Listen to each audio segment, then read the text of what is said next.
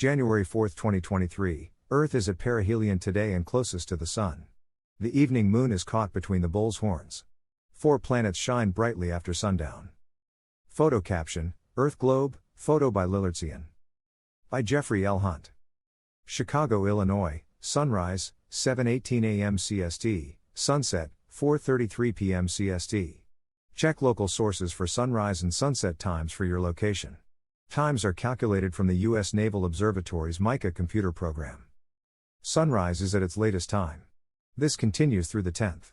The length of daylight slowly increases during January to 10 hours by the end of the month. Jupiter's Great Red Spot's transit times, when it is in the center of the planet in the southern hemisphere, 7:46 UT, 17:42 UT, January 5, 3:38 UT. Convert the time to your time zone. In the US, subtract 5 hours for EST, 6 hours for CST, and so on. Use a telescope to see the spot. Times are from Sky and Telescope magazine. Here is today's planet forecast. Morning sky. Earth reaches perihelion, the closest point to the Sun, at 10:17 a.m. CST today. Planet orbits are not perfect circles, but ellipses. Earth's orbit is slightly out of round, about 2% from a circle. The planet's distance from the Sun varies throughout the year, closest to the Sun during early January and farthest away during early July. Earth's distance does not determine the seasons. Rather, this is from Earth's tilt, so that the Sun appears high in the sky during the summer season, making sunlight more direct than during the winter season when the Sun is low in the sky. For those readers near the equator, the Sun is more direct around the equinoxes when it passes overhead. Mercury is still east of the Sun, setting 35 minutes after sundown. It passes between Earth and the Sun, inferior conjunction, on the 7th and quickly moves into the morning sky. Evening sky. Chart caption, 2023, January 4th, Venus and Saturn are in the southwest after sunset, while Jupiter is in the south. 4 bright planets continue their evening display.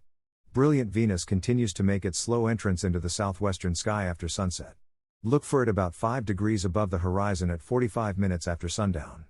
The planet continues to emerge from bright evening twilight, setting this evening 83 minutes after the Sun. Venus shows phases through a telescope, similar to the Moon's phases. The Moon's phase names refer to the fraction of the Moon's surface in illumination and relationship to the Sun. While Venus shows crescent and gibbous phases, as well as half-full illuminations, using the Moon phase names do not match the location of Venus in the sky. Instead of waxing and waning, it is better to refer to them as evening crescents or morning gibbous phases.